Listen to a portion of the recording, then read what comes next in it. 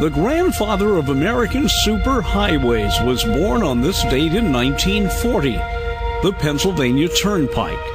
It was designed to connect Pittsburgh on the west and Harrisburg about two-thirds the way across the state.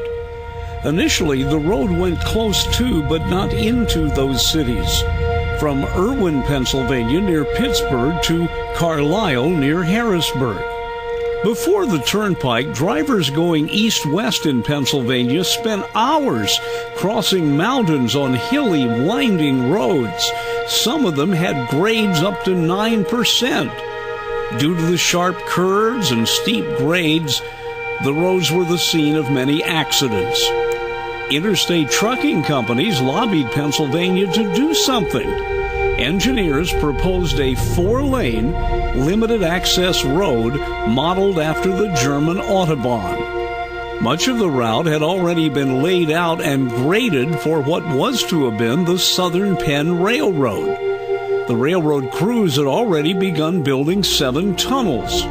So construction began, but one of the biggest jobs was pumping the water out of the tunnels that had laid dormant for all of those decades. There were 4.5 miles of tunnels. But when finished, the tunnels could only accommodate 2 lanes of traffic. That would later prove to be a big problem. The new road was of consistent design for its entire length, and truckers loved the fact there was no grade over 3%. There were service plazas. The commission gave 50-year leases to Esso and for food to Howard Johnson's. Since its opening, the turnpike has been extended to meet the Ohio Turnpike on the west and the New Jersey Turnpike on the east. Extensions have been added. Much of the old road is now 6-lane. The old manual toll-taking system has been replaced with electronics.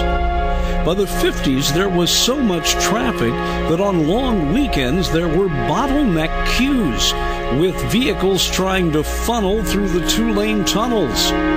Some of the tunnels got a twin. Some were abandoned and bypassed.